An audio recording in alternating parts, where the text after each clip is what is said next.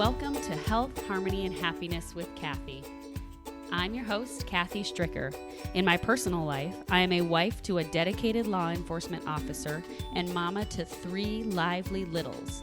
I'm an adamantine yoga teacher, health coach, community betterment advocate, and wellness enthusiast. But what I really like doing is connecting others with tools and resources that bring about health, harmony, and happiness.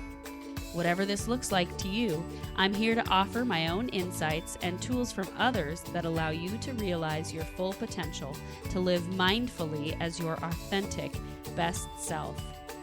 Allow me to be a guide in discovering what works for you.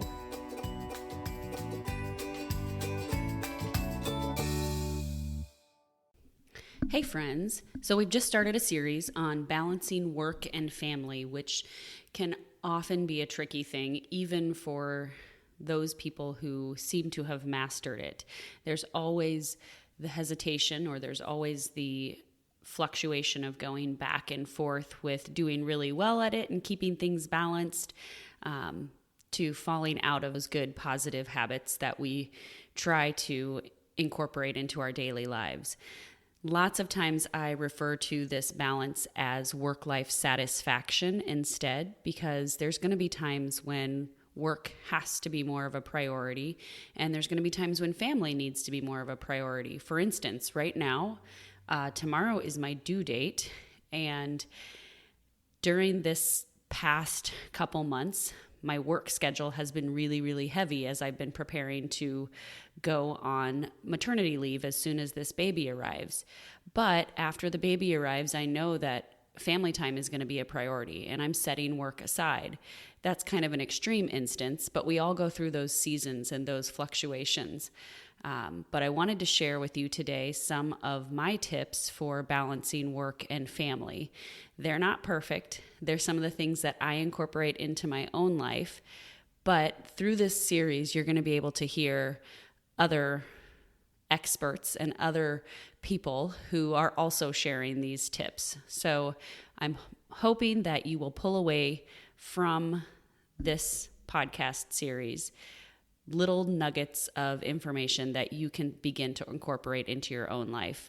They may not all be life-shattering tips, but they're things that hopefully you can begin to implement one by one, or even just partially into your life, and trust that the process of incorporating greater balance into your life is just that, a process. And it's not going to be perfected in one night, 2 nights, a month, a year. It's a process of learning and of behavior change. All right, so I initially had this episode recorded before I went on maternity leave, but since being on leave and being without pregnancy brain, I guess, I rethought some of it and have tweaked it a little bit and adjusted some things. So you're getting a brand new recording, and hopefully I can convey everything that I want to. And if you really have a desire to hear that initial recording, because it does have some things in it that I'm not planning on mentioning in this recording, let me know, because I can and will happily share that, because it's got a lot of other information that you may or may not hear in future episodes. So my top 3 themes that I use for balancing work and family. There are so many out there, and things that I know that I do that I don't even touch on in this episode. Like I said, some of those things were in the initial recording, but this one may not include them. But I wanted to share some insights with you that might get you thinking a little bit differently in your own life. Just as I said in the intro, just some little nuggets that might nudge you in a direction to make a couple lifestyle changes, maybe even just one. But remember that it is behavior change, so it can take a while. And because I'm sure many of you have some time savers and hacks that help you find greater satisfaction in your work-life balance, I'm inviting you to share those on our Facebook page, Cairn Yoga Wellness, and on Instagram, and use the hashtag Health, Harmony, Happiness. I'd love to hear what tricks you all have to ensure you are feeling your best about spending time with your family while conquering the work world. So my first tip is scheduling. Now, I know this seems pretty basic and like a no-brainer, but it's a good reminder of how important schedules and routines are, not just at work, but for your life outside of work. Our bodies thrive on schedules and knowing what to expect. So in our household, we try to remain as consistent as possible, especially with the kids, so we don't all lose our minds. Sleep is the one thing that comes to mind right off the bat. It's a super big one for our family. And it started when my oldest, Huck, was a baby. He was a very difficult baby, and my sister-in-law sent us a book called Healthy Sleep Habits, Happy Child by Dr. Mark Weisbluth, and it seriously changed our lives. If you know me, you may have heard me talk about this book before because I kind of live by it, and to the point that we might be a little bit extreme sometimes. We basically just started watching our child's natural sleep signals and determined his bedtime based on those, which ended up being pretty much around the same time every night. It's all about circadian rhythms and how the body naturally has those and naturally wants to flow with wakeful hours and sleep hours. His bedtime was probably much earlier than most people would ever imagine, and there were times when we would put him down around 5:30 or 6 at night, and he would sleep 12 to 13 hours without waking. So it's kind of impressive, and it really turned around his fussiness. But if we deviated from that sleep period and kept him up, our lives were pretty much hell for multiple days following that. We definitely would pay for it. So we began to protect the sleep periods of our children, and were very careful in determining when we would sacrifice a regular bedtime. Now, that obviously gets more challenging with the more kids you have, and when there's just one parent doing bedtime routine. But for the most part, we try to stick to those schedules as much as possible. I'll tell you, last night, I put the kids to bed on my own because my husband was working nights, and they did not get to bed. They probably got to bed a half hour or 40 minutes later than I intended. But when you have a baby and you're trying to balance that as well and get that little one what it needs as well, it just gets a little bit trickier. So we just do our best, and that's all we can ask for, I guess, and that's all we can hope for.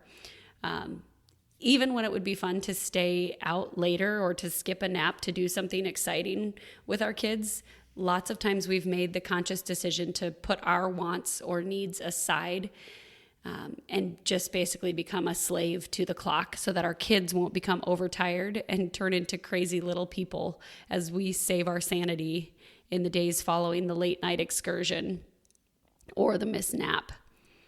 And this is something that our friends don't always understand and haven't always understood. Or maybe they just don't remember what it's like to have little ones, but we make it work, and that's what we have to do for our family. And of course, there are days and weeks when it's not ideal, when sleep is not ideal for our kids. So when the kids go out of town to stay at grandparents' houses, my husband and I always seem to enjoy our time together, or if we're all going as a family, we always enjoy that time.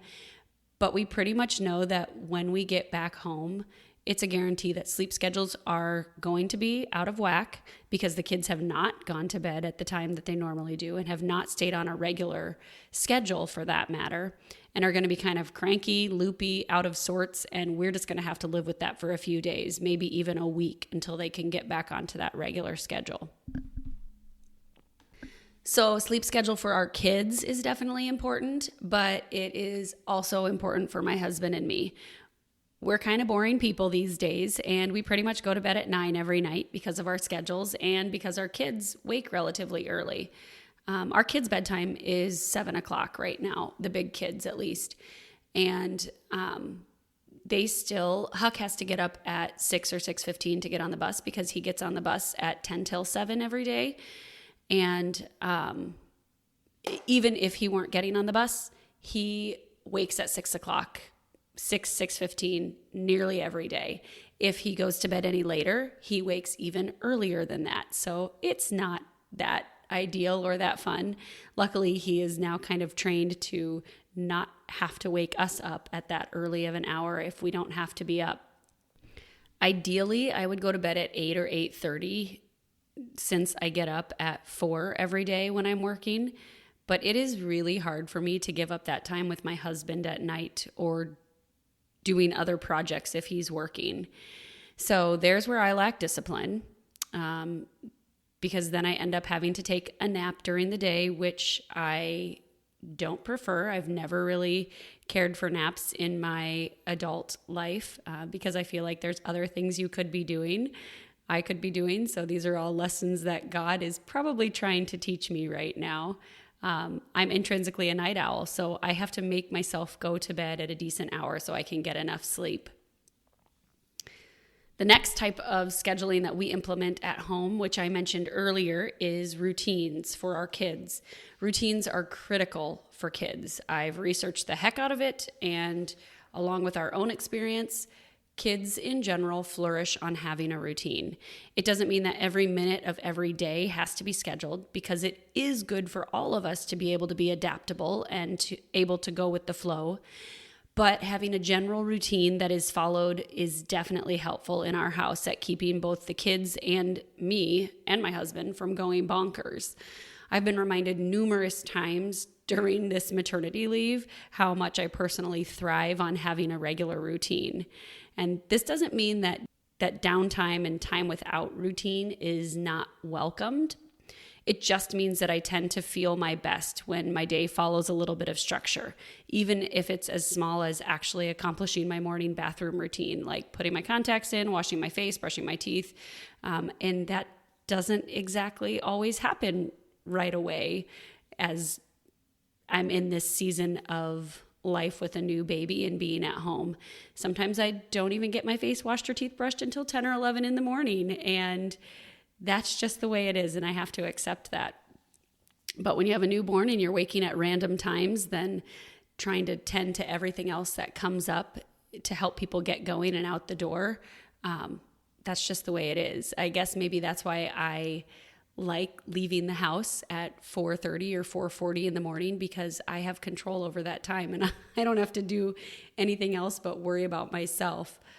Which is a blessing, but also means that my husband does a whole lot, and I so value and appreciate everything that he does. But we're going to get into that in a little bit, so I'll talk about that later.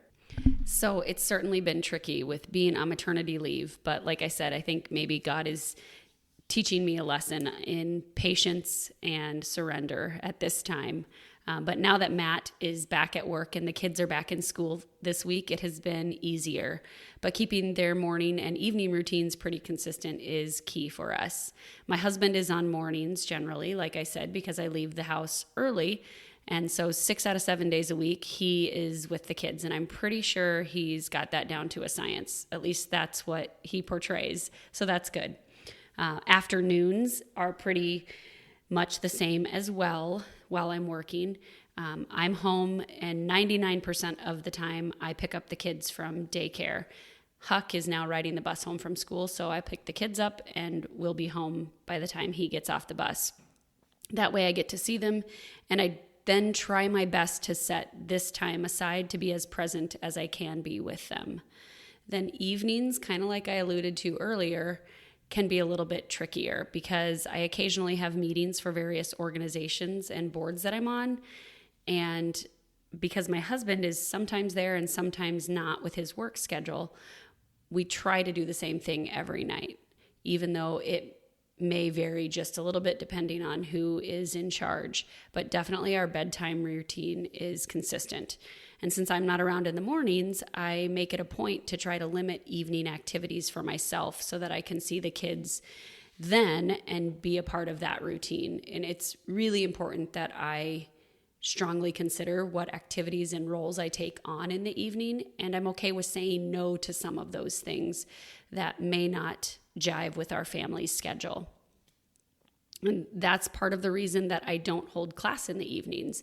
That's my time to get to be with my family since I give up every morning with them. And then the last way I can think of that we use scheduling as a way to create a work-life balance is through my work schedule. When I'm done teaching in the morning and working at the studio during preschool hours, if I'm with my kids, I try to make a conscious effort to not work unless it's nap or bedtime, or the kids are at school or at daycare. And I also schedule in 2 days a week at least when I have the kids with me after I'm done with class in the morning. And then I'm primarily home to dedicate time to home projects and needs. So that's critical and very helpful. People who work full-time and don't have that flexibility in their schedule, this has to be a challenge. And I definitely invite you to share your tips, because this is one place where I feel blessed. For the past 10 years, close to 10 years, I have either worked at home or had a flexible schedule where I could do what I'm doing now, set my own hours, because I own my own business. But before this business, I worked from home. So I could throw a load of laundry in here and there and do some of those things that in between projects can be done around the house. I'm also a huge list maker, both at work and at home. I keep a list in my planner of what I'd like to get done in a week. Then I prioritize it by day.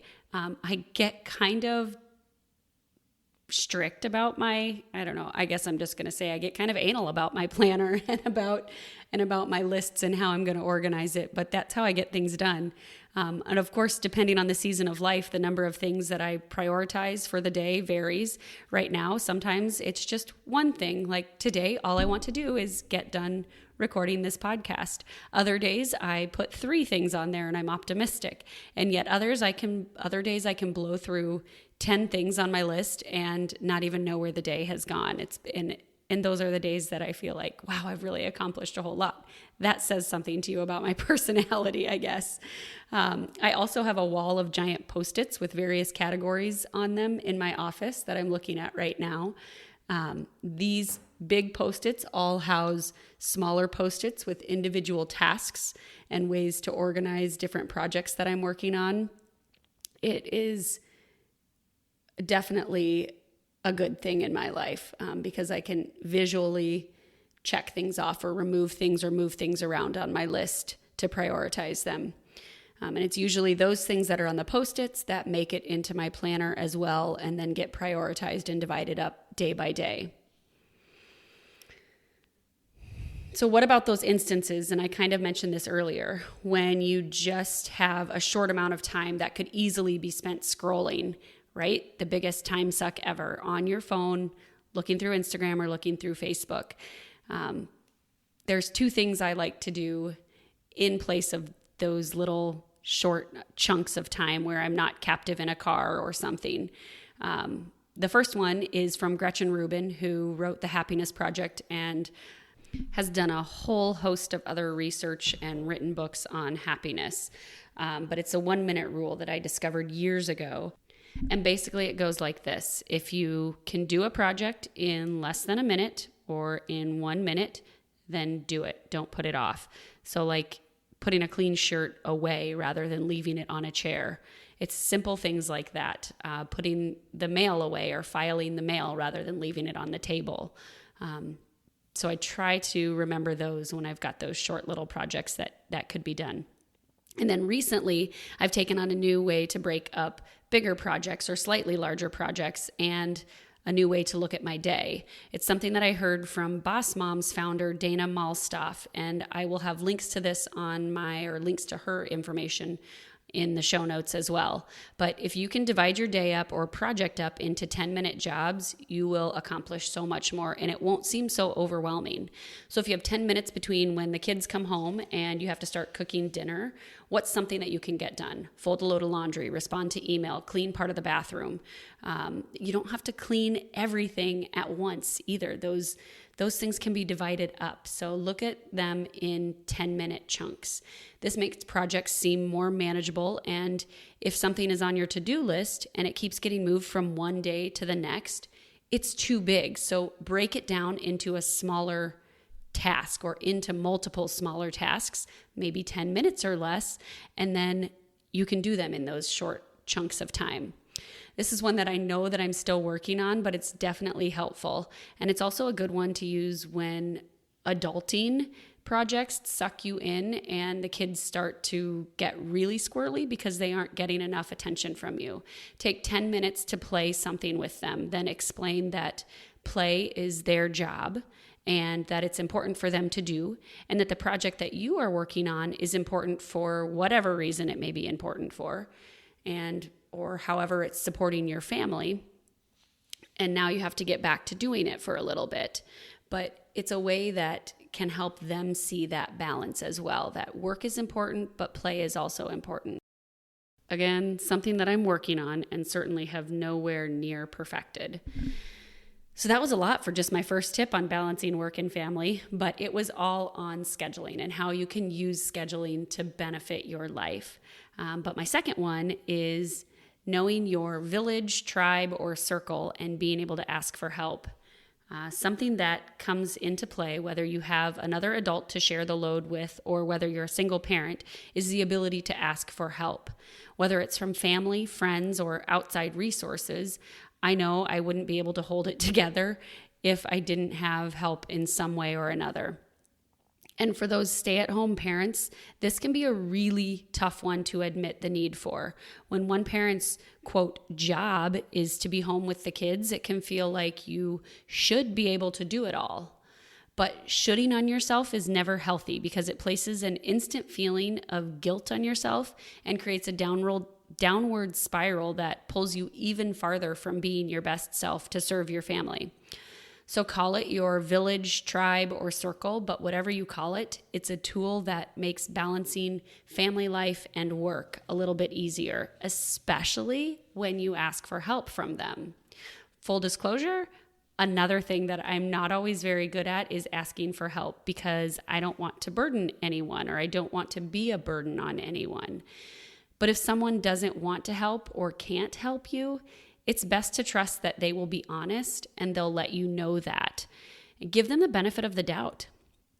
And sometimes I even create my own roadblocks because I make up a story in my head about why someone wouldn't want to help me or why they wouldn't be able to help me.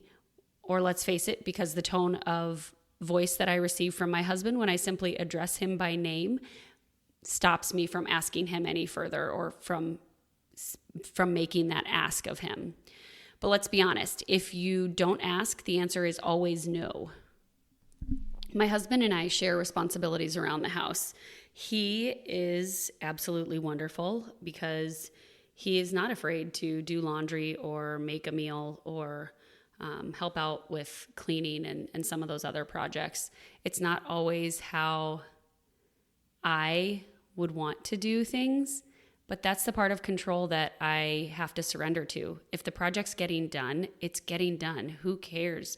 There's 250 ways to wash dishes. So does it really matter how he dusts the table? No, it doesn't. The point is it's getting done.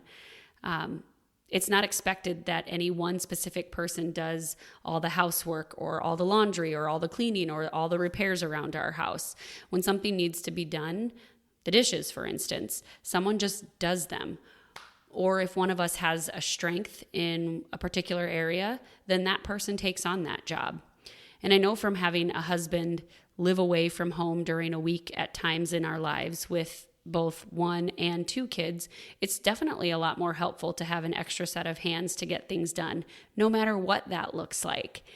And I'm truly, truly amazed by single parents because when you're on your own, the ability to provide for your family financially is a big enough demand, but then to be able to manage all the household and all the responsibilities that come along with having a household is truly admirable. I will say that I am guilty of not asking my husband for help when I need it, then feeling resentment towards him because he is doing something more enjoyable and didn't ask me if I needed help. But that's my own issue. That's not on him at all. So it's definitely a work in progress. Again, that's the block that I put up. And if you don't ask, like I said, the answer is always no. Then we also enlist help in caring for our kids. We pay for part-time daycare for our kids, even though I only teach 5 to 8 a.m. Monday through Friday and then Saturday mornings as well. But we need this daycare so that I can work on the administrative side of our business without the distraction of kids. And our daycare provider is simply amazing and wonderful. And she's so flexible and willing to work with our schedules that we are definitely blessed in that regard as well. But it's one of those things where we don't necessarily question that we need it, because to get work done, as I've discovered once again while being on leave, it's really hard to do anything or get anything done when there are 2 to 3 little humans running around the house and interjecting their thoughts and needs and wants throughout your day. And don't get me wrong, I also totally use the time when my kids are at daycare to get personal errands and some other things done around the house if I need to. And as much as possible, I make my trips to the grocery store during that time as well, because that's part of being an adult and being able to support your household, is to use the care and the help of others with your kids to get some of those things accomplished and done. The grocery store one is key for me, because it allows me to get in and out of the store so much quicker than when I have 2 kids with me or 3 kids with me. 1 kid's fine, but 2 gets a little sketchy. And my husband rediscovers this every single time he forgets this fact and takes the kids to the store. It's just not that easy or enjoyable when there's more than 1 little with you. And every time I ask him how the store was when he's taken both big kids to the store, he kind of growls, and I can tell that he realizes it was not a good thing to do. And aside from paying for daycare, we also have some great friends who give generously of their time to have our kids hang with them when both my husband and I are working on Saturday mornings, or when we need care at other random times, because it definitely takes a village to raise children. And as for work, I've recently hired out some of my administrative work. 1, because I don't really enjoy social media taking my time, but it's a necessary thing when you own a business. And 2, because I just can't do it all myself. And it's okay to admit that, and to hire out some of the things that you don't enjoy or that aren't strengths of yours.